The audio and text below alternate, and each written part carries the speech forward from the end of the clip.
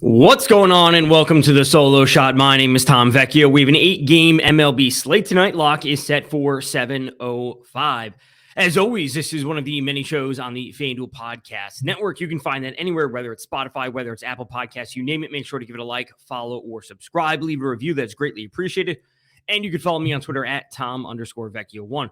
Before we hop into things, snap into action this NFL season with FanDuel, America's #1 sportsbook. Right now, new customers get $200 in bonus bets guaranteed when you place a $5 bet. That's right, $200 in bonus bets, win or lose. If you've been thinking about joining FanDuel, there's no better time to get in on the action. The app is easy to use, and there's a wide range of betting options, including spreads, player props, over-unders, and more. So visit FanDuel.com and kick off the NFL season. FanDuel, official partner of the NFL. Must be 21 plus and present in select states. FanDuel is offering online sports wagering in Kansas under an agreement with Kansas Star Casino, LLC. First online real money wager, only $10 first deposit required. Bonus issued as non-withdrawable bonus bets that expire 7 days after receipt. Restrictions apply. See terms at sportsbook.fanduel.com. Gambling problem? Call 1-800-GAMBLER or visit fanduel.com/RG in Colorado, Iowa, Michigan, New Jersey, Ohio, Pennsylvania, Illinois, Tennessee, or Virginia. Call 1-800-NEXT-STEP or text NEXT-STEP to 53342 in Arizona. Call 1-888-79-7777 or visit ccpg.org in Connecticut.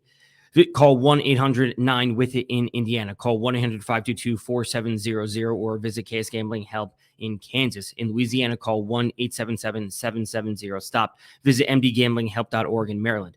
Visit 1-800-GAMBLER.net in West Virginia or call 1-800-522-4700 in Wyoming. Hope is here. Visit gamblinghelplinema.org or call 800-327-5050 for 24/7 support in Massachusetts or call 1-877-8-HOPE-NY or text HOPE-NY in New York. All right, let's get to tonight's 8-game MLB slate. Again, lock is set for 7:05. We are looking at very clear when it comes to weather. There's a few weather notes if you're playing one of the earlier slates. Some of the day games could have a little bit of weather, specifically in Detroit. So pay attention to that if you're playing like an all-day slate or something along those lines. Again, we're seeing some cooler temperatures across many of these stadiums. We also have Coors Field on tonight's slate with the Dodgers visiting the Rockies. So let's hop right into pitching, starting off at the top where Pablo Lopez is the most expensive pitcher at $11,300. Gerrit Cole is $11,100. Framber Valdez is 10.6. Jose Barrios is 9.9. Those are the only options that are above 9K. Of course, a few other options in the $8,000 range: Griffin Canning, Dane Dunning, Wade Miley, Bryce Miller. Some of the other options we could be considering. As I mentioned, we have Coors Field on tonight's slate with the Los Angeles Dodgers. They are very, very expensive tonight. Just to give a brief overview, Mookie Betts, Freddie Freeman, JD Martinez, Max Muncy, all 4,200 and above. Will Smith is 3,900. So we have elite hitters on tonight's slate. We also have the Braves on tonight's slate. So we have arguably two of the best, if not the two actual best offenses in the entire league. And they're very, very expensive. And I say all this because we have two absolutely elite pitchers up the top with Pablo Lopez and Gerrit Cole. Pablo Lopez is $11,300. He has been lights out this season, coming with a 29.2% strikeout rate, 6.0% walk rate, 1.14 home runs per nine. He is a 3.39 SIERA. He has a 53.1% medium contact rate and a 44.7% ground ball rate. He is in an awesome matchup going up against the Oakland Athletics. This is the type of matchup that we like to see for him to really reach for that fantasy ceiling of 50, 60 some odd points. He's going up against the Athletics. They come in with a 25.2% strikeout rate versus right-handed pitching for their current active roster, which is the 4th worst in the league. They also come in with an 89 WRC plus in this split, which is 25th in the league, and they have basically no power in their lineup with a 149 team ISO, which is 24th. Lopez is that type of pitcher to, again, really reach for 50, 60 some odd FanDuel points as he's really shown throughout the season.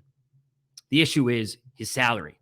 As I mentioned, we have all these great hitters at Coors Field. We have the Braves. They're super, super expensive. When you drop Pablo Lopez into your lineups, you're immediately left with about $2,900 per player remaining. And as I mentioned, there are 4 hitters from the Dodgers that are above 4K. So this is where we have to really find some value at hitters, or we have to drop down and take some different pitching options. Now, whether you go with Pablo Lopez or whether you go with Gerrit Cole, it's essentially the same path when it comes to roster construction. They're 200 apart. Cole has obviously been fantastic this season. He's on his way to the AL Cy Young. He comes in with a 27.4% strikeout rate, only 0.90 home runs per nine, 6.1% walk rate, a 3.61 Sierra, largely in line with Pablo Lopez, 40.1% ground ball rate, 54.1% medium contact rate. We're splitting hairs here, right? $200 of salary difference really isn't that big of a deal. If this was any other slate, we'd be splitting hairs. I do like Pablo Lopez more, just because he's going up against Oakland. I don't think that's too much of a surprise rather than Cole going up against the Blue Jays. Now, Cole obviously looked fantastic last week against the same very, Blue Jays. 9 strikeouts, 8 innings, 1 earned run. But the matchup is just 100% easier for Pablo Lopez. Regardless of that, we still have to be considering their salaries, when we want to be paying up for these expensive hitters. I think Framber Valdez is in an awesome spot. And he's really been pushing up his strikeouts that much higher as of late. He comes in overall in the season with a 24.6% strikeout rate, 6.6% walk rate, and 0.84 home runs per 9 allowed. Very modest in the grand scheme of things. The home runs and the walks are great, but the strikeouts are relatively modest overall. He's really pushed those strikeouts a little bit higher as of late, and this is the type of matchup going up against Seattle where he should be able to continue to do that. Right now, with their current active roster versus left-handed pitching, the Mariners have a 26% strikeout rate, which is the worst in the league. Absolute the highest in the league. It's higher than Colorado. It's higher than the White Sox. It's higher than Oakland. It's higher than Pittsburgh. You name it. Seattle right now versus lefties has the highest strikeout rate. Now, they do come in with a 107 WRC plus in this split, which is the 12th best in the league, but they have a 148 team ISO versus lefties, which is 21st in the league. So they strike out an immense amount, or the most, I should say, literally the most versus lefties. They're lacking power. But yeah, their offense can get things going at times. So I really, really do like Framber Valdez tonight. But again, his salary is not that much different compared to Pablo Lopez and Garrett Cole. If you were to drop Valdez into your lineup, you're left with just under under 3,100 remaining per player. It's not that much different compared to 2,900 when you take Lopez or Cole. So the question becomes, if we can't pay up for pitching, where we're, some lineups we're going to pay up for pitching, some lineups we're not going to pay up for pitching, we want to load up on hitters, where do we go for pitching? Where do we look for a little bit of value? Dane Dunning might be one of the answers today for a lot of people. 8,200 going for Texas, going up against the Los Angeles Angels. And this is not to say that Dane Dunning can compete with the strikeout rate of Cole or Valdez or Lopez. All these pitchers have immense strikeout upside, significantly higher compared to Dane Dunning. But we're looking at Dane Dunning's salary, and we're looking at his matchup going up against the Los Angeles Angels. Now, I know, they put up some runs last night. It is what it is. I still think he's going to be in play today, especially really just given how he fits well into lineup construction. That's ultimately what we're worried about. Can we be looking to him just based on the fact that it opens up so much in salary? So when it comes to Dane Dunning overall, yes, his 18.9% strikeout rate and 7.8% walk rate can't compete with these top pitchers.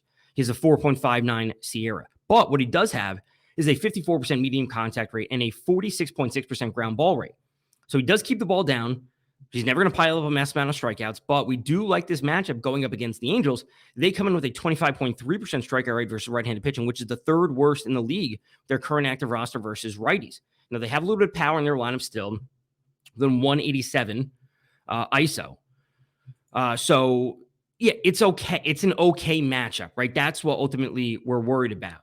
It's an okay matchup for Dane Dunning. He's never going to be going for 100-plus pitches, 9, 10 strikeouts, 8 innings of hitless ball and no earned runs. That's not who he is. But he fits well into roster construction when we're trying to pay up for several hitters that are 35, 38, 39, 4,200, whatever it might be, between the Braves and the Dodgers. So Dane Dunning, certainly very interesting tonight, simply due to roster construction. I will also say Darius Vines for the Atlanta Braves, he's 5,800.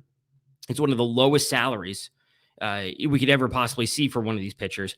He's likely to be starting for the Braves. He's probably not going super deep into the game.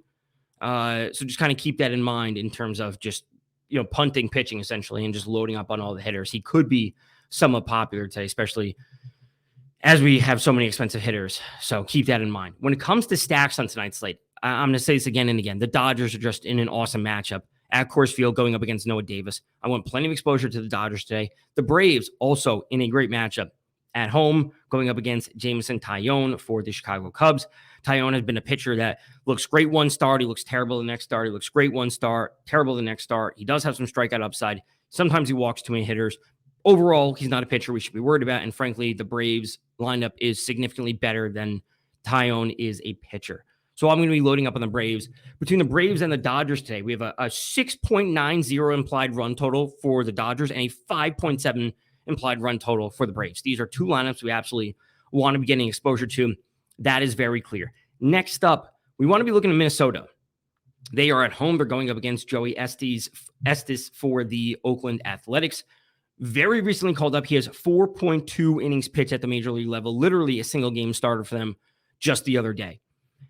He has 32.2 innings pitched at the AAA level this season. We are dealing with an extremely small sample size. I will say when he was in AAA this season, for those 30-plus innings, he allowed 2.76 home runs per nine, had a 21.5% strikeout rate, and an 8.3% walk rate at AAA. When he was in AA earlier this year for 104.1 innings pitched, he was still allowing 1.21 home runs per nine, had a 23.3% strikeout rate, and 7.2% walk rate. So as he moved from AA to AAA, the home runs increased, his strikeout rate decreased, and his walk rate increased, which means he may not be ready. He's struggling with better and better hitters. Obviously, there's nothing we can take from this 4.2 inning sample size he has at the major league level, but this is still a matchup we should be looking to attack because eventually it's going to get to the Oakland bullpen, and that's not a spot we should be worried about in any capacity. So, yes, let's go to Minnesota. Let's go to several of their hitters. More importantly, Minnesota, very, very affordable tonight. A key team on tonight's slate when it comes to roster construction because of the salary relief that they offer. Jorge Polanco at $3,200 is the most expensive hitter for the Twins. Ryan Jeffers, Max Kepler, Eduardo Julian, Matt Wallner, all $2,900 and below. Trevor Larnach, Michael A. Taylor, Alex Kirilloff, all $2,800, $2,700, $2,700. Kyle Farmer, $2,700. You name it. We can find all the salary relief we possibly want when it comes to Minnesota. Now, Ryan Jeffers actually comes with a 260 ISO in this split versus lefties, which we absolutely love to see. So the Twins are a team that we want to take into account for tonight. Excuse me, not versus lefties, versus righties. So this is a team that we absolutely want to be taking into account because of the salary relief, because of the expensive pitchers that we want to be paying out for potentially, and because of the stacks that we have between Coors Field with the Dodgers and then the Braves. So the Twins and their salaries going up against Oakland, that's always a spot we're going to be interested in attacking. I also think we could be considering the Milwaukee Brewers today going up against Zach Thompson of the St. Louis Cardinals. Pitcher that does certainly have a little bit of strikeout upside that he's shown, at least in his first bit in the majors. He has a 61 inning sample size this season. He had a 34.2 inning sample size last season at the major league level. He was at a 19.9% strikeout rate last year. He's up at 25.4%, which is certainly solid, but he does have a 9.1% walk rate, a 341 BABIP, and he's allowing 1.18 home runs per nine. Milwaukee also falls under the same category, roughly the same as the Twins, where we're liking some of their salaries. Outside of Christian Yelich, who's $3,800, Mark Canha is $3,200. He's their next most expensive hitter. So if you can leave off Yelich out of a Brewer stack, Canha, Contreras, Santana, Adames, all these players are $3,200 and below. So this is really where we're looking for, again, that roster flexibility. You want to get up to a pitcher like Valdez, who's over 10K. You may not be able to afford Lopez or Cole, who are over 11, but Valdez with a bit of value from Milwaukee, a little bit of value from Minnesota, and then that is what allows you to pay up for some Braves hitters, some Dodgers hitters. That's really where we should be focusing in on roster construction. Again, that's assuming you do pay up for pitching. If you want to go to a Dane Dunning, that opens up so much in your roster. As I said, when we're going to Valdez or Cole, you're left with $3,100 or $2,900 remaining per player. When you go to Dane Dunning, you're left with $33,000, and that just opens up even more flexibility. So Dane Dunning might be a pitcher that becomes, again, popular throughout the day if you're looking to really stack up on those hitters. So the Brewers, the Twins, the Dodgers, the Braves, of course. Then I wouldn't mind taking a shot on the San Francisco Giants tonight, going up against Matt Waldron for the San Diego Padres. Pitcher with a smaller sample size at 35.1 innings pitched this year in the majors, his first year at the major league level, allowing 2.04 home runs per nine. 19.5% strikeout rate is below the league average. He's allowing a 41.8% fly ball rate. He has a 4.53 skill interactive ERA.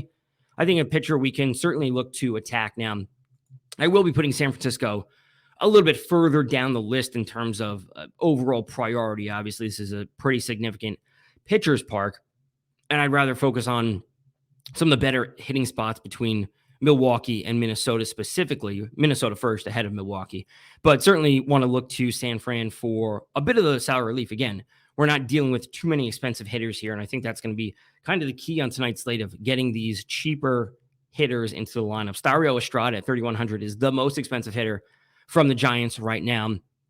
Wilmer Flores, Mike Yastrzemski, Michael Conforto, Lamonte Wade Jr., you name it, all of them are 3K or less than 3K. Wilmer Flores is 2,900. So really, whoever you target from the Giants lineup will, again, fit well into the lineup construction. So maybe you go with a priority Braves stack, and then you go to Braves plus Minnesota, Braves plus Milwaukee, whatever it might be. Then you go Dodgers plus Minnesota, whatever your stacking policy is, or whatever your stacking process is. We really should be in a good spot because we actually have a good bit of value on this 8-game slate. And again, if you can pay it for pitching, certainly look to do so with really some great pitchers up the top, with Pablo Lopez leading the way against Oakland. Let's get to some home run calls to close things out. The easy answer on tonight's slate, I think, would be Max Muncy at Coors Field. Certainly want to roll with him, just the upside that the hitters at Coors Field has, not to mention the fact that it's a good matchup. He has plenty of power in this lefty-righty split. Not too much of a surprise there. We'll certainly always be looking for that type of power in my lineups. If you want to roll with Freddie Freeman, Mookie Betts, obviously all fantastic options. And then I like William Contreras for Milwaukee. Certainly got some nice power in this split versus Zach Thompson for the St. Louis Cardinals. I think this is a matchup we should be actively looking to attack. I believe the Brewers have their spot secured for the NL Central. Like, they clinched the spot. I'm not sure if they've 100% clinched the division. But again, some of that is important as we get to the final few days of the MLB season. All right, so that does it for today's podcast. As always, can be found on Apple Podcasts, can be found on Spotify. The video version can be found on the FanDuel YouTube page, can be found on FanDuel TV Plus. Can be found on FanDuel.com/watch. You can follow me on Twitter at Tom_Vecchio1. Until next time, good luck in your contests.